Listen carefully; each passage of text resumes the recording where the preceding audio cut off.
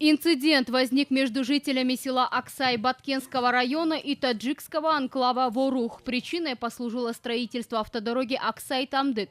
Как сообщают местные жители, граждане Таджикистана закидали камнями технику. Затем на участке госграницы собрались местные жители, и между ними произошел конфликт.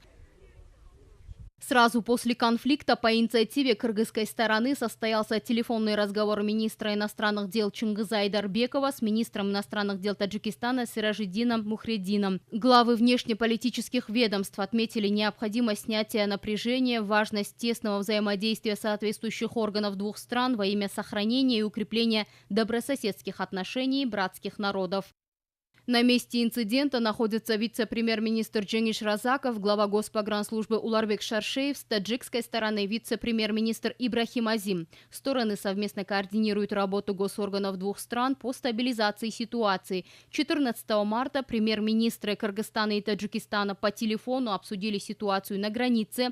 Мухаммедкалы Абылгазиев и Кахир Расулзода высказались за активизацию работы межправкомиссий по демаркации и делимитации границы.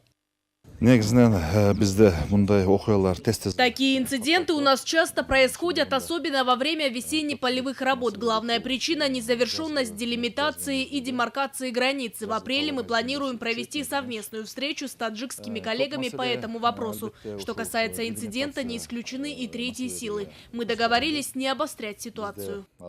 14 марта полпред правительства в Баткенской области Абиш Халмурзаев и глава Сагдийской области Таджикистана Раджабай Ахмадзода встретились с жителями приграничных сел и провели разъяснительную беседу.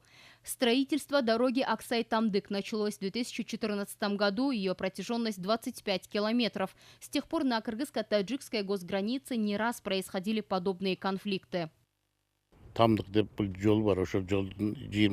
Конфликт начался вчера в 3 часа дня. Силовые и надзорные органы совместно с СНБ создали штаб. Сейчас не завершено 13 километров дороги Аксай-Тамдык. Но решение проблемы делимитации и демаркации границы не в нашей компетенции, то есть областной власти. Сейчас у нас есть альтернативная дорога Рават. Легковые машины проезжают, но очень неудобно.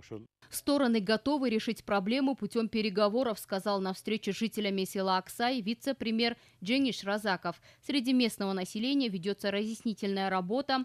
Правоохранительные органы обеспечивают общественный порядок и ведут службу в усиленном режиме. Социальные объекты и госорганы работают как обычно. Нургуль Саматова, Миргуль Бокошева, Общественный Первый канал.